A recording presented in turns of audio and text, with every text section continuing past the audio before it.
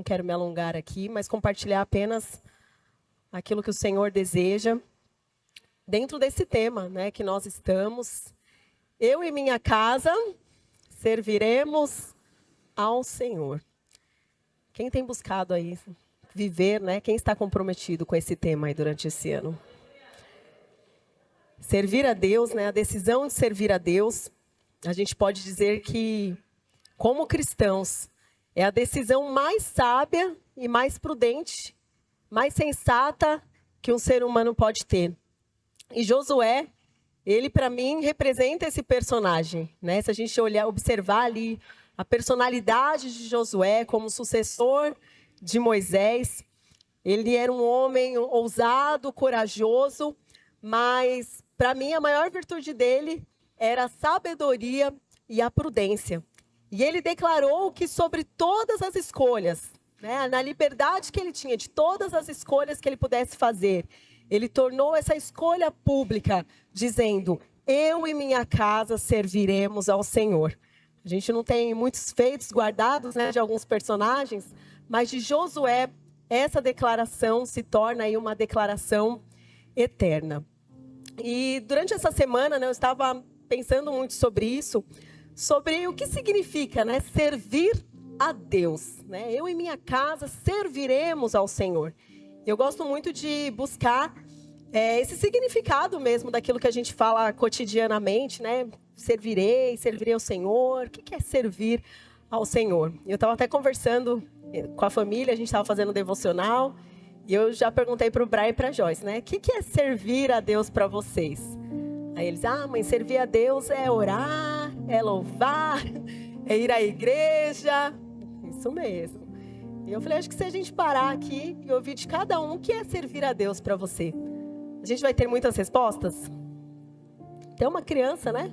Se a gente dá ali a educação na palavra, todos nós aqui teremos um conceito do que é servir a Deus.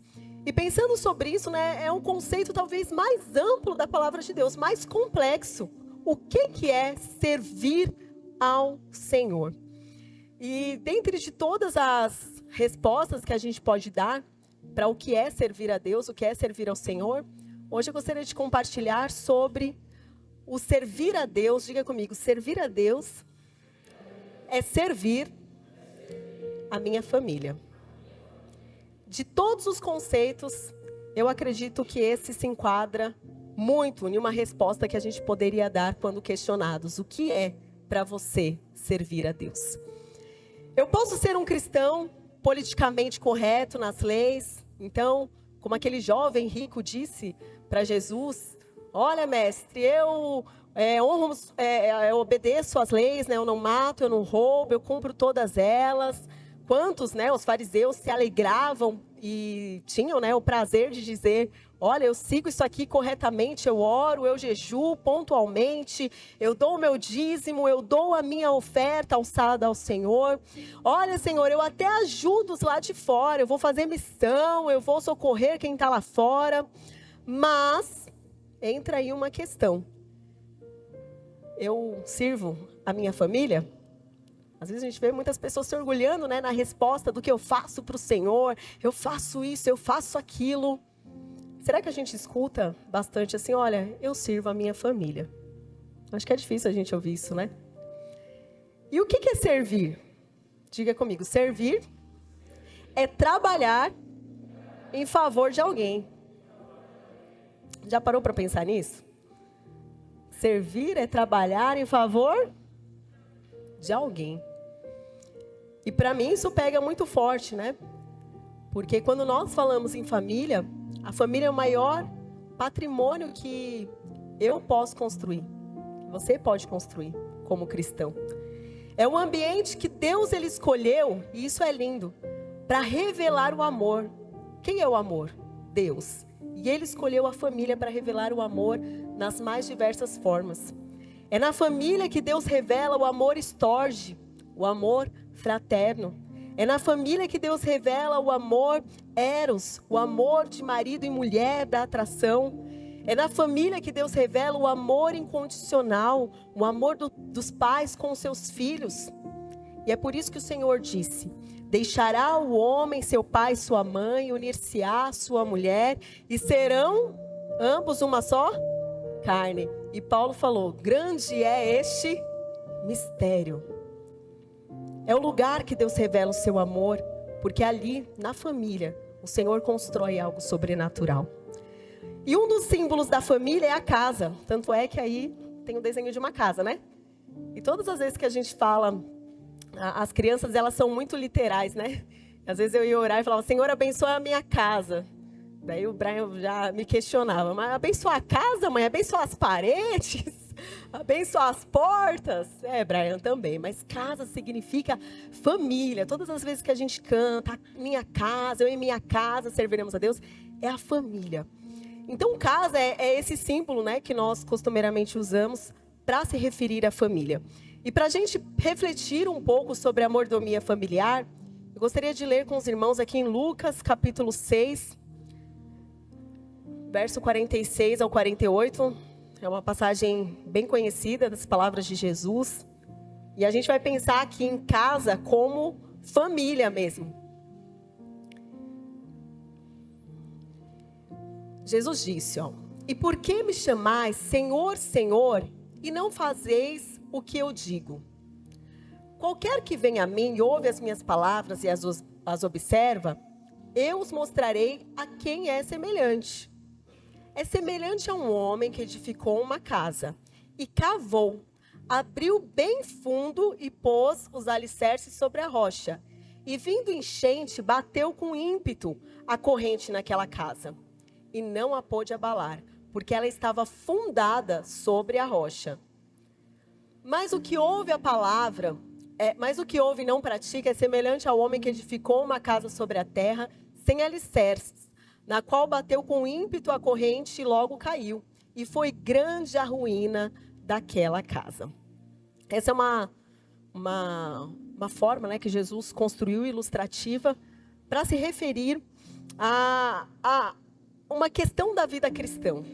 Aquele que ouve e pratica, e aquele que ouve, mas não pratica a palavra. E olha só que interessante, né? Ambas casas eram iguais. Talvez a gente observando essa casa, uma construída na areia, outra na rocha, a aparência dessa casa era igual. Mas o que Jesus estava destacando aqui eram os personagens. Aqui a intenção de Jesus não é falar sobre a casa em si, mas os protagonistas eram um prudente e sábio e o outro que era imprudente e tolo. Então a parábola não é sobre a casa em si, mas a parábola é sobre o homem, o ser humano, aquele sábio, prudente e o imprudente. O efeito visual da casa é o mesmo, mas a diferença estava na fundamentação, na escolha do ambiente que o prudente teve e na escolha do ambiente que o imprudente teve. O importante não é o aspecto visual da casa que Jesus diz, mas sim aquilo que ninguém está vendo. E o que é que ninguém está vendo? A fundamentação. A casa na areia e a casa na rocha, Jesus diz que vieram a sofrer a mesma sorte de investidas do inimigo. Investidas da natureza, no caso, né? Então Jesus diz, olha, a situação chegou para o prudente, mas também chegou para o imprudente. A adversidade chegou para o tolo, mas a adversidade também chegou para o sábio. A questão é, aonde cada um investiu? Será que eu estou investindo, trabalhando duro, envolvido, comprometido? Ou será que eu estou buscando uma vida sem tanto trabalho assim, somente preocupado com a aparência da casa? Quem somos nós? Prudentes ou imprudentes na construção da nossa família? Ao usar a ilustração do construtor, Jesus ele deixa aqui bem claro, e isso me chama muito a atenção, o dizer, onde Jesus diz que o prudente, o que ele fez? Volta aí pra gente, por favor, Vânia. Olha lá, é semelhante, não, próximo, isso. É semelhante ao homem que edificou uma casa. E o que ele fez? Ele cavou. Ele abriu bem fundo. E pôs os alicerces sobre a rocha. O imprudente não tem tanto trabalho envolvido. E Jesus, ele estava aqui condenando a superficialidade da vida cristã. O Senhor Jesus, ele estava dizendo, ou você é, ou você não é. Mas tudo bem se você quiser só manter uma aparência. Não tem problema. A questão é que quando o vento soprar, a profundidade que você escolheu construir vai ser determinante se a sua casa permanecerá firme ou será abalada. E nós estamos, né, irmãos, em dias de provação. Nós estamos em dias de desconstrução da família. Estava até ali no início do culto conversando com o irmão Hamilton, né? Ele estava falando, olha, daqui uns dias vão me proibir de vender os meus livros, né? São tempos de adversidades. É uma era que eu sempre gosto de bater nessa tecla, porque senão, para mim, pelo menos, eu acho que é muito fácil a gente entrar em uma era de hedonismo, onde o que importa é o meu prazer, onde o que importa é somente a minha felicidade, onde o que importa é isso, é o meu eu. É a era do egoísmo, do materialismo. Famílias são desfeitas pela competitividade do casal no mercado de trabalho, pela infidelidade, pelas enfermidades que muitas vezes bate numa porta e a família não consegue lidar. E ela é desfeita. E o Senhor, Ele nos convida a refletir sobre isso. Você é prudente ou imprudente? Com qual dos dois personagens a gente se identifica? A prudência é uma virtude e ela pode significar muitas coisas. Dentre elas, guardar-se, atentar-se, ser cauteloso. Olha só, prudente, quando eu falo assim, Odak, você é prudente. Olha que elogio maravilhoso, né? Cauteloso, criterioso. Prudência é uma virtude nobre. Uma pessoa prudente na construção, quem é da área da construção civil aqui? Vou fazer igual meu pai, aprendi com ele. Quem é da área da construção civil? Fala aí, Odak. Uma pessoa prudente na construção, ela precisa planejar antes, né? Dá para chegar fazendo? É trabalho mental ali. Pois é. Primeiramente, precisa de uma meta, né? O que eu quero com essa construção? O que eu quero construir? Quando a gente fala em família, né? O que eu quero construir? O que eu quero com o meu casamento? O que eu quero com os meus filhos? O que eu quero construir na vida dos meus filhos? O que eu quero construir na história com os meus pais, com os meus irmãos?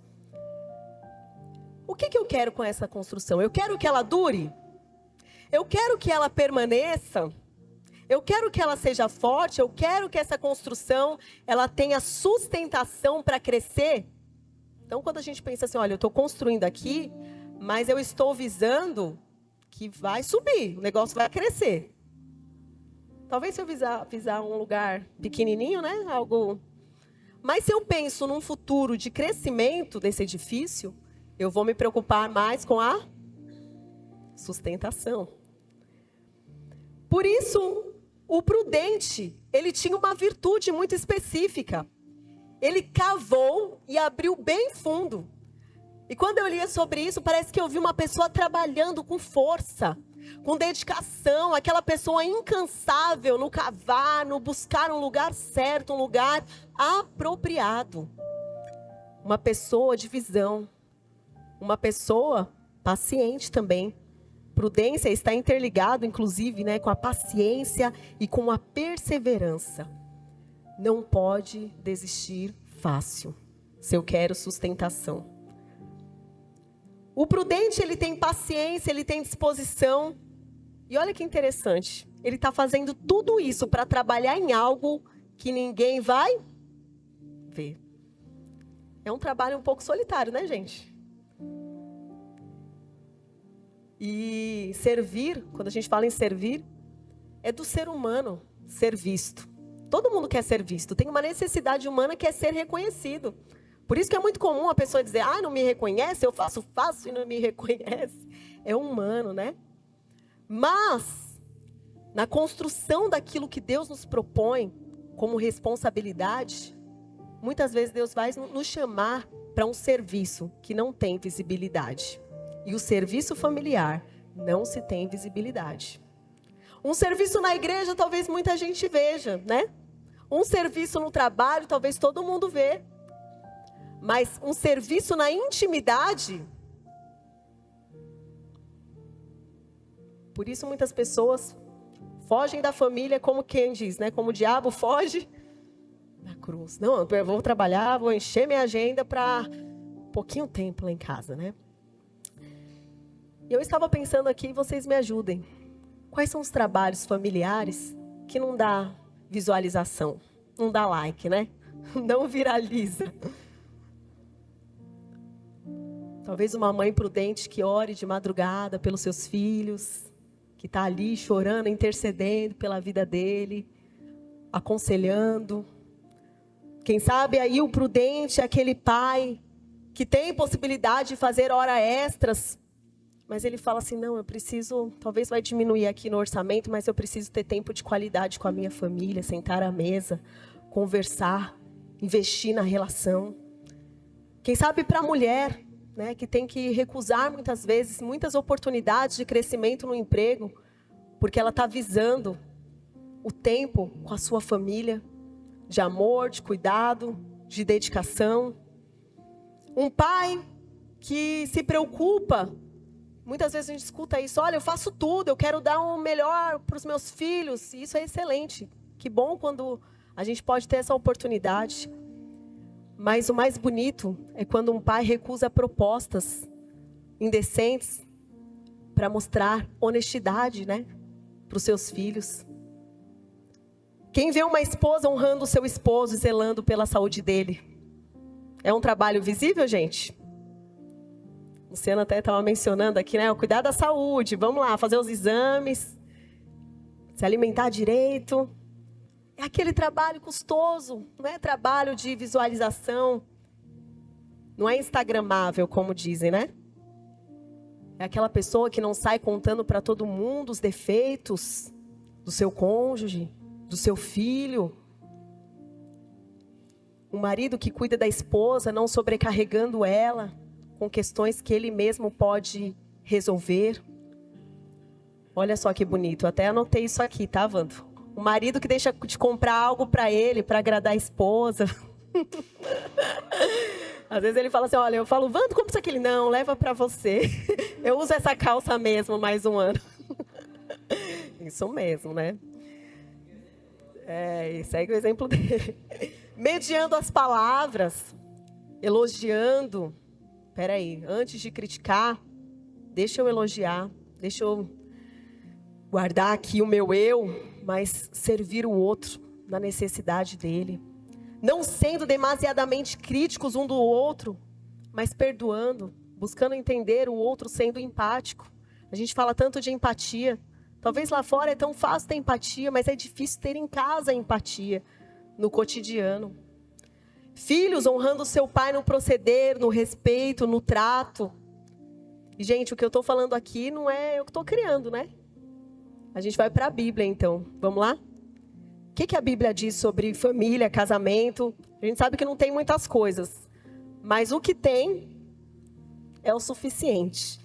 Efésios 5 diz, cada um de vós amai a sua esposa como a si mesmo, e a sua esposa trate o seu marido com respeito. Efésios 6, 22, esposa, sujeite-se cada um ao seu marido como ao Senhor. Pois o marido é o cabeça da esposa, como Cristo é o cabeça da igreja. E ele é o salvador do seu corpo. Assim como a igreja se sujeita a Cristo, vocês, esposas, sujeitem-se ao seu marido. Marido, cada um ame a sua esposa como Cristo amou a igreja. Ele entregou a vida por ela, a fim de tornar ela santa, purificando, lavando. Assim fez para apresentá-la como igreja gloriosa. Da mesma forma, os maridos devem amar a sua esposa como quem ama o seu próprio corpo. Pois o homem que ama a sua esposa, ama a si. Olha que bonito isso, né, gente? Ninguém odeia o seu corpo, mas alimenta, cuida dele, como Cristo cuida da igreja. Por isso, homem, deixa seu pai, a sua mãe, se une à sua mulher. A palavra também diz sobre o relacionamento dos pais com os filhos.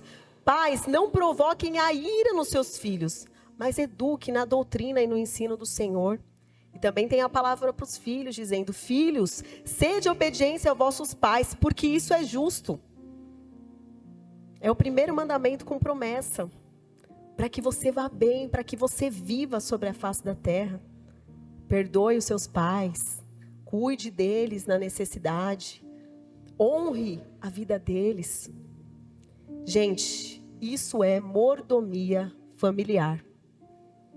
É bíblico. E se estamos aqui ouvindo, né, essas palavras, Jesus ele falou: não sede somente ouvinte, mas sede praticantes. Se nós não queremos uma vida de superficialidade, então o Senhor ele nos chama para este investimento na fundamentação. O prudente, ele investe, ele se desgasta, ele se esforça. Agora o imprudente, gente, como a gente leu aqui, ele vai buscar, ele quer a paisagem da praia, né? Vai na areia que é bonita para olhar para o mar. O imprudente, ele é procrastinador, ele fala: ai, depois eu penso essa coisa aí de... que a palavra diz, né? Depois eu vivo isso aqui. O imprudente, ele foi procrastinador. Ele queria o que não precisa de esforço. O imprudente não quer trabalho. Ele não quer serviço. Ele não quer pegar na enxada e fazer o esforço. Mas servir é trabalho. Logo é esforço. E é por isso que a palavra nos orienta. Invistam na fundamentação. Homens, sejam autoridade do lar de vocês. A gente fala muito de mulher de oração, mas os homens precisam ser o quê? Homens de oração, de intimidade com Deus. Você homem, você pai, você é o primeiro Cristo do seu filho. Você é a referência de Cristo para ele. Você mulher, você é a primeira cristã que apresenta o que é ser cristã para sua filha, para sua família. Foi o Senhor que nos deixou essa responsabilidade quando a gente diz: eu quero ser um cristão. Se você não quer, o Senhor diz: você não é proibido, você pode construir a sua casa superficial. Mas não reclame quando o vento soprar. Os nossos filhos observam o nosso casamento. Por isso, maridos, mulheres, sejam gentis um com o outro. Incentive o seu cônjuge a crescer. Apoie, comemore. Não há nada mais nobre do que a parceria dentro de um casamento. Eu falo isso porque eu tive muitas referências, né?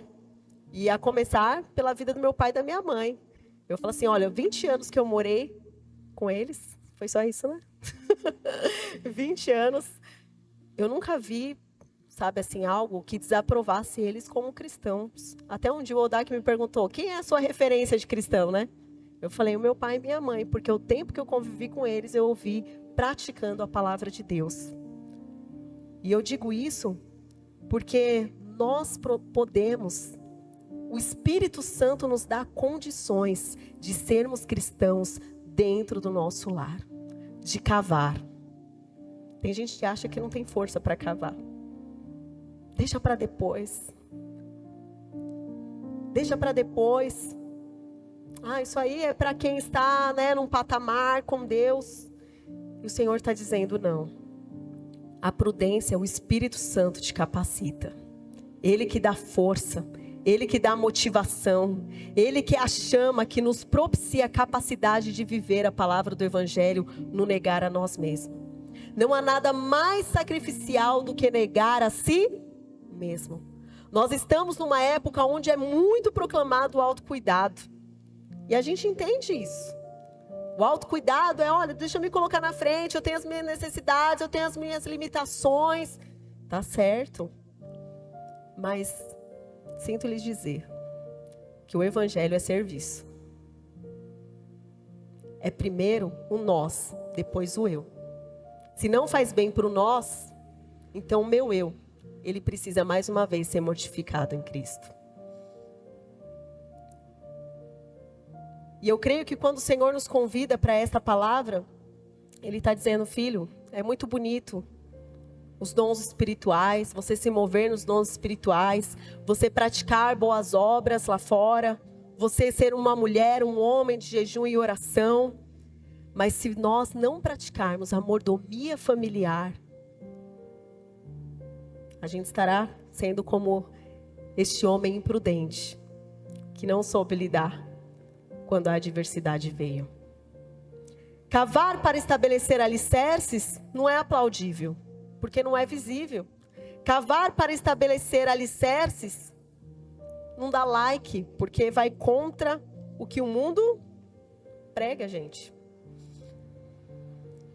Tudo que nós estamos falando da palavra de Deus vai sempre contra um estilo progressista que nós estamos aí emergidos, né? Cavar para estabelecer alicerces é muito trabalhoso para o nosso eu, porque a gente vai trabalhar e vai ser invisível mesmo. Poucos vão te elogiar, poucos vão te reconhecer, mas o Senhor te garante algo: quando o vento soprar, quando a tempestade chegar, o que é superficial voará, mas aqueles que estão firmados na rocha, esses permanecerão inabaláveis. Nada pode abalar. A gente não precisa ter medo, como a Tamires disse, da enfermidade, da crise financeira, das crises comuns da vida natural. E Jesus, ele nos deixou o maior exemplo, finalizando aqui. E eu ouvi isso esses dias, né, de que o evangelho, ele é uma grande bacia e uma grande toalha.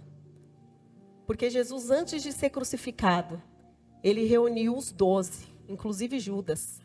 E ele fez o serviço que só um empregado faria, né?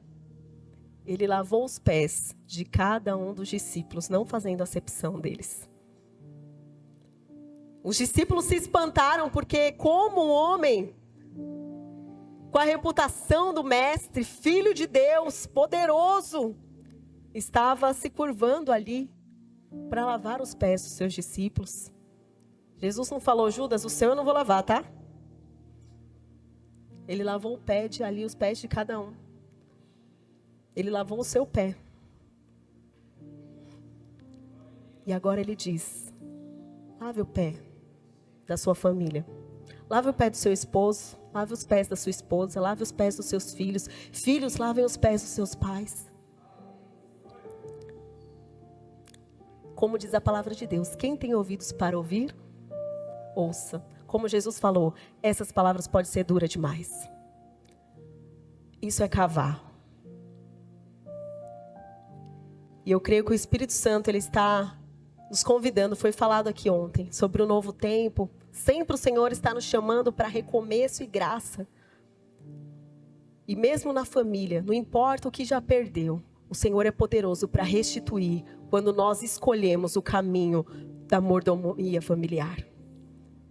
Talvez tantas mordomias que nós possamos viver, eu creio que o Senhor está nos chamando para um comprometimento da mordomia familiar. Você pode se colocar de pé? Vando, vem aqui que eu vou lavar seu pé. Brincadeira. Vem aqui orar comigo.